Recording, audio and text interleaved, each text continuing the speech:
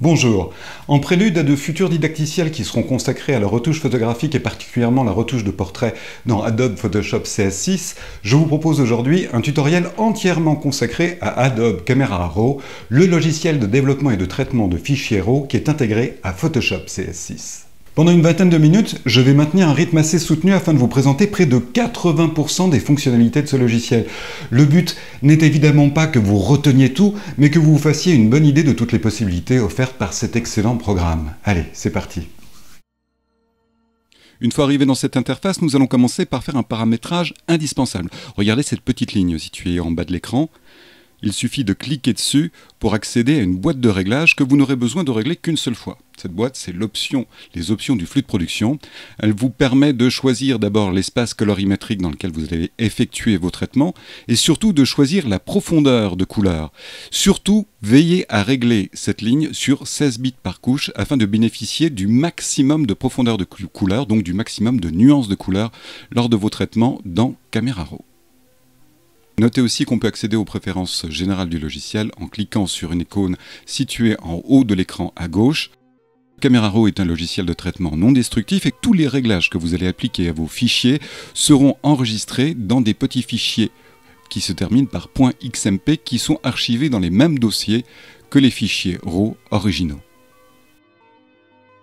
On va regarder un petit peu l'interface de Camera Raw qui ressemble beaucoup à celle de Lightroom, avec notamment en haut à droite un histogramme. Alors je rappelle pour ceux qui débutent dans la photographie qu'un histogramme représente la gamme des tonalités. Sur la gauche, on a les tons sombres et sur la droite, on a les valeurs très claires. Si une partie de l'histogramme sort sur la gauche, cela signifie que l'on a des zones sous-exposées dans notre cliché. Si au contraire, une partie de l'histogramme déborde sur la droite, cela signifie que nous avons des zones surexposées sur notre cliché, donc des zones très blanches sans aucun détail. En cliquant sur les petits triangles qui se trouvent à gauche et à droite en haut de l'histogramme, on peut faire apparaître à l'écran sous la forme de couleurs différentes, les zones sous-exposées en bleu et les zones surexposées en rouge. Lorsque je vais commencer à traiter un fichier RAW dans Camera Raw, généralement je clique sur l'option automatique afin que le logiciel me propose un réglage standard que je vais affiner ensuite. Comme vous le voyez ici par exemple, le réglage est un peu sombre, alors je vais jouer sur le curseur exposition pour éclaircir de manière générale le cliché. Ensuite, je vais essayer de veiller à supprimer les zones de surexposition. Et pour cela, je vais sur la ligne blanc, je maintiens la touche Alt enfoncée et je vais déplacer le curseur. Regardez ce qui se passe. Les zones surexposées apparaissent à l'écran en blanc. En diminuant le dosage des blancs, en allant vers la gauche, je vais pouvoir faire disparaître ces blancs. S'il n'est pas suffisant de travailler sur les blancs pour faire disparaître les zones surexposées, vous pouvez toujours utiliser aussi le curseur des tons clairs. Maintenant, on va aussi doser les noirs dans notre photographie, les zones sous-exposées ou presque, et pour cela, bien sûr, on va se reporter au petit curseur noir qui se trouve aux 2/3 de l'écran.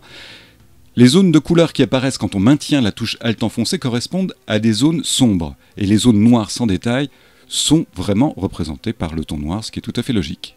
On va descendre un petit peu pour augmenter les noirs, en veillant à ne pas trop en rajouter. Il faut essayer de trouver un bon équilibre pour avoir un rendu réaliste de la photographie.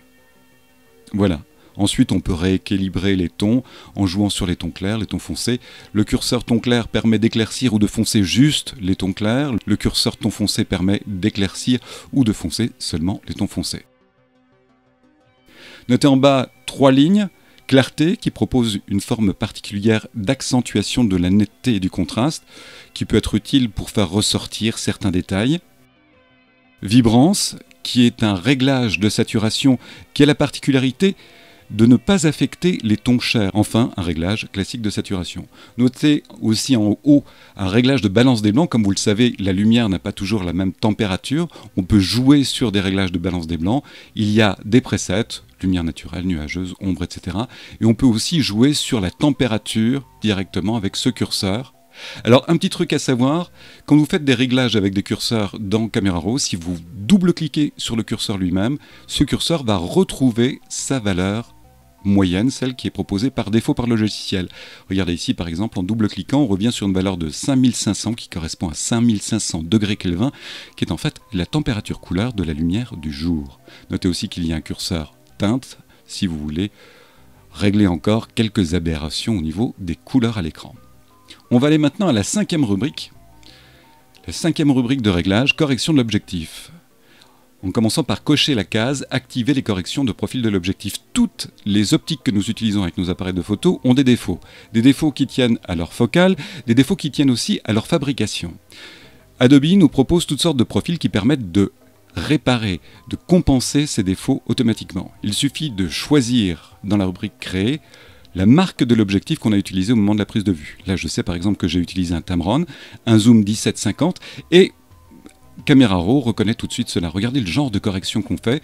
On réussit à corriger une partie d'aberration en forme de barillet au centre de l'écran. On corrige aussi une partie de vignettage, un assombrissement des coins qui est lié normalement à la focale Tamron que j'ai utilisée. N'oubliez pas d'aller dans la deuxième sous-rubrique de correction de l'objectif pour cliquer sur supprimer l'aberration chromatique. Un petit truc. Si vous maintenez la touche Z enfoncée pour zoom et que vous dessinez un cadre à l'écran, vous allez zoomer sur la zone définie par ce cadre. Regardez. Les aberrations chromatiques frappent les endroits à très fort contraste. Là, on a corrigé l'aberration chromatique, on décoche, et regardez, nous allons voir apparaître un espèce de liseré violet, mauve, rouge, assez désagréable en bordure des feuilles. La correction automatique effectuée par Camera Raw est très intéressante. Notez qu'en double-cliquant sur l'icône main en haut à gauche, vous allez revenir à une image plein écran où vous verrez l'intégralité de votre cliché.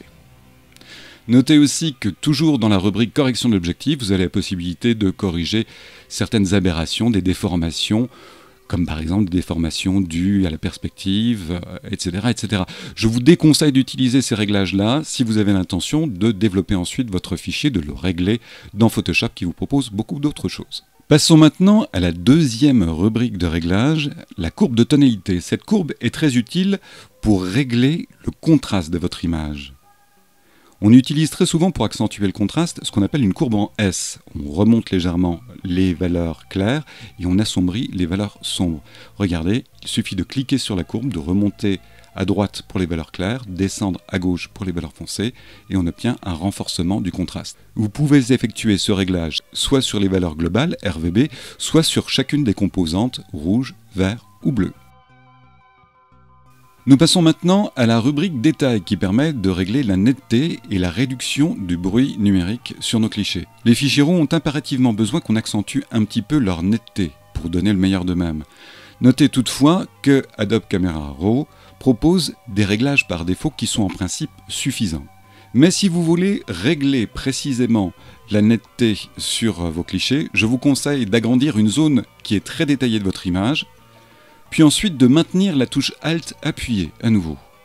Nous allons nous retrouver avec une image en valeur de gris qui va nous permettre un meilleur réglage. D'abord, nous allons commencer avec le gain.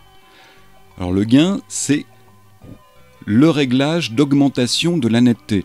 En fait, la netteté en question, c'est un petit liseré qui va séparer les contours et augmenter leur contraste. Et la largeur de ce liseré sera déterminée par la valeur rayon. Faites attention à ne pas aller trop loin, autrement votre cliché va avoir un aspect absolument irréaliste. Le curseur détail permet de récupérer une partie de détail pour conserver du réalisme. Et attention, ce qui est très important aussi, c'est le masquage. On revient à une vision de 100% de l'image. Maintenez la touche Alt enfoncée. Les zones blanches sont les zones affectées par la netteté. Les zones noires ne sont pas affectées. Et il est important de régler le masquage de manière à ce que le ciel, par exemple, qui contient très peu de détails, ne soit pas affecté par la netteté. Autrement, vous allez faire remonter les niveaux de bruit dans le ciel, ce qui ne sera pas un bénéfice pour votre image au final. Vous pouvez aussi, dans cette rubrique, atténuer les bruits numériques, le bruit de luminance qui normalement touche les zones d'ombre et qui présente une espèce de petit pointillisme grisâtre assez désagréable, et aussi un réglage de réduction du bruit coloré, vous savez ces petits bâtonnets colorés que l'on voit quand on utilise des réglages ISO assez élevés de 1600 ou 3200 par exemple. Grâce à ce réglage, vous pourrez éventuellement atténuer le bruit couleur. Nous passons maintenant à la rubrique teinte, saturation, luminance qui va nous permettre de régler les couleurs, les valeurs de couleurs de notre cliché. Ainsi par exemple, si l'on déplace le curseur des rouges dans la rubrique des teintes, on pourra colorer les rouges. Pas très visible ici puisqu'il n'y a pas beaucoup de rouge sur cette image. On va plutôt choisir les verts et vous voyez on peut passer de verts qui sont plutôt jaunes à des verts un peu plus verts. On peut vraiment jouer sur des nuances. On peut aussi atténuer la saturation des verts pour avoir un look un peu plus réaliste et aussi atténuer la luminance éventuellement si on le souhaite. N'oubliez pas que si vous faites un réglage à ce niveau-là et que vous avez envie de revenir à la valeur par défaut, il vous suffit de double-cliquer sur le curseur concerné. En cochant la case « Convertir en niveau de gris », vous allez transformer votre cliché en cliché noir et blanc, ce qui ne vous empêchera pas de jouer encore avec les curseurs couleurs afin de modifier leur luminosité apparente dans votre cliché noir et blanc. La rubrique virage partiel n'est pas très importante pour nous, elle permet d'affecter une coloration particulière à tout le cliché. Généralement, c'est le genre de réglage qu'on fait en toute dernière extrémité quand on est dans Photoshop, dans Camera Raw, ce n'est pas quelque chose que vous utiliserez tous les jours. La rubrique FX propose deux types d'effets importants. Le premier, c'est une simulation de grains de papier photographique ou de pellicule argentique qui vous permet de donner une impression de cliché ancien. Plus important pour moi, il y a la possibilité aussi d'ajouter un vignettage, c'est-à-dire d'assombrir les bords ou les côtés de votre cliché afin de guider le regard du spectateur vers le sujet principal. Maintenant, nous allons nous intéresser à la barre d'outils en haut à gauche. Nous connaissons déjà l'outil Zoom qui permet d'agrandir l'image à l'écran. Nous connaissons aussi l'outil Main qui permet de se déplacer dans une image zoomée. Il y a aussi un outil Balance des blancs qui est une pipette que vous pouvez cliquer sur une zone blanche de votre image et qui réalisera alors une balance des blancs automatique. À côté, il y a l'outil Échantillonnage couleur qui permet de connaître les composantes rouge, vert, bleu, RVB de chacune des couleurs présentes à l'écran. Ça peut être utile quand on fait de la correction colorimétrique de haut vol ou certains montages photographiques très précis. Juste à côté, on a l'outil de réglage ciblé. Il y a un petit menu, vous le voyez, qui est indiqué par une flèche. On peut régler grâce à cet outil la courbe paramétrique, la teinte, la saturation, la luminance et le mélange des niveaux de gris. Petite démonstration avec courbe paramétrique. Si vous cliquez sur une couleur particulière dans l'image, vous allez affecter sa luminosité et son contraste. En cliquant et en descendant, vous allez abaisser par exemple ici le bleu du ciel. Et toutes les valeurs bleues, en fait, toutes les composantes bleues qui se trouvent dans l'image. Regardez. N'en abusez pas, comme vous le voyez, les bleus, on les retrouve aussi dans le vert de l'herbe. Donc on ne va pas affecter seulement le bleu du ciel. Juste à côté, il y a un outil recadrage que je vous déconseille a priori d'utiliser. Il y a un petit menu qui vous permet par exemple de choisir le rapport d'image. 1 à 1 permet de faire un recadrage carré, 2 à 3 un recadrage rectangulaire avec un rapport 2 à 3, etc., etc., etc. Si vous voulez faire un recadrage, je vous conseille plutôt de le faire dans Photoshop qui propose un outil beaucoup plus précis à ce niveau. Passons maintenant à l'outil de redressement. Alors vous savez, parfois on prend des clichés qui sont un peu de guingois. Là, grâce à cet outil, si vous tracez un trait le long de l'horizon visible d'un cliché, ce cliché sera redressé automatiquement en fonction de l'horizon. Vous pouvez aussi utiliser cet outil pour suivre par exemple une verticale parfaite. Quand vous savez dans un cliché qu'une façade est parfaitement verticale, vous tracez une verticale le long de cette façade et le cliché sera redressé automatiquement. Passons maintenant à l'outil retouche de ton direct qui offre la possibilité de supprimer certains défauts dans l'image. Regardez, on clique avec cet outil dans l'image, on tire afin de créer un cercle de correction sur la zone que l'on souhaite modifier. Et automatiquement, le logiciel va essayer de retrouver un autre endroit qui a à peu près les mêmes tonalités afin de vous proposer une solution de correction. Alors on peut ensuite déplacer le cercle vert qui est en fait le cercle qui inspire la correction. En cliquant dessus, on peut modifier sa dimension aussi, on peut modifier la dimension du cercle de la zone corrigée. Notez que vous pouvez choisir au niveau des réglages, soit de corriger, soit de dupliquer une zone en correction. Vous pouvez aussi déterminer l'opacité de la zone corrigée. Le traditionnel outil retouche des yeux rouges, il suffit de cliquer sur les yeux d'une personne que vous avez photographiée avec un flash qui était un peu trop dans l'axe, donc des yeux rouges, pour que ces yeux soient corrigés. À la limite, vous pouvez dessiner un petit carré autour de chaque œil et le logiciel corrigera ce petit défaut. Le pinceau de retouche est beaucoup plus puissant, lui. Vous allez avoir la possibilité en effet de toucher au contraste, à l'exposition, ton clair, ton foncé par zone. D'abord, sachez que vous pouvez modifier la dimension de votre pinceau en cliquant avec le bouton droit de votre souris, en le maintenant appuyé, en déplaçant votre souris de droite à gauche. Vous pouvez aussi régler cette taille de pinceau de réglage en bas de la rubrique. Notez que vous pouvez également jouer sur le contour progressif qui évite d'avoir des réglages trop nets et donc trop visibles sur votre cliché. Et vous avez également un réglage de flux et de densité comme la plupart des outils de Photoshop, des outils de peinture. Là par exemple, nous allons augmenter légèrement l'exposition dans cette zone du ciel qui est un peu foncée. Il suffit de passer votre pinceau dessus, vous voyez que ça s'éclaircit. Alors il y a une petite teinte bleue parce qu'il y a la possibilité aussi de rajouter des colorations avec la rubrique couleur qui est sur le côté droit.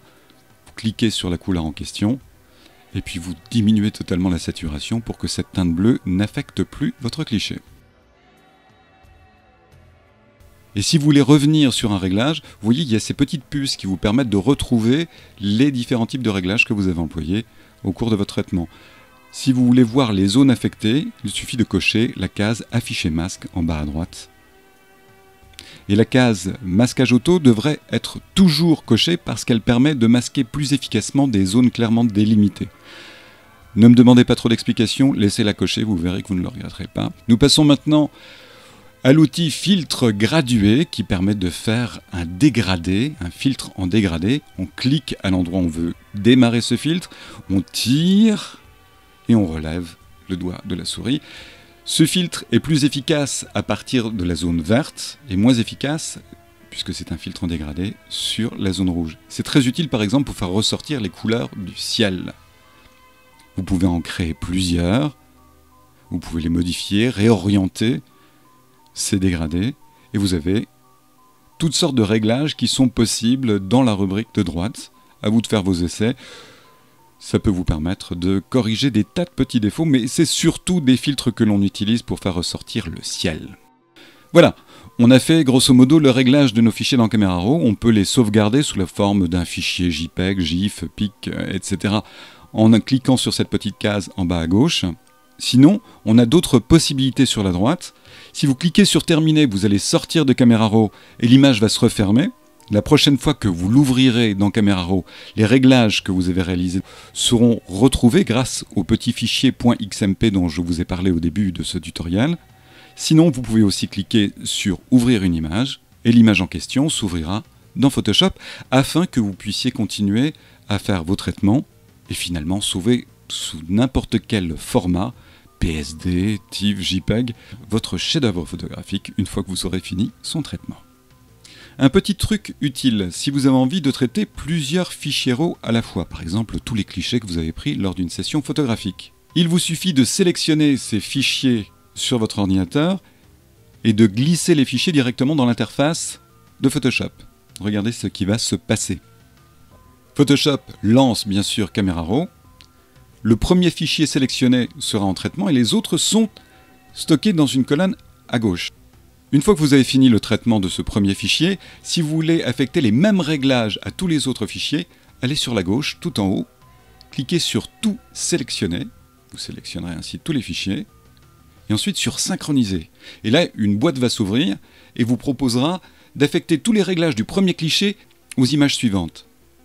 À vous de choisir les éléments que vous voulez vraiment attribuer aux autres fichiers. En cliquant sur OK, les modifications se feront automatiquement et donc vous allez traiter en batch tous les fichiers que vous avez ouverts. Et vous pourrez ensuite les traiter bien sûr dans Photoshop. Allez, bon travail!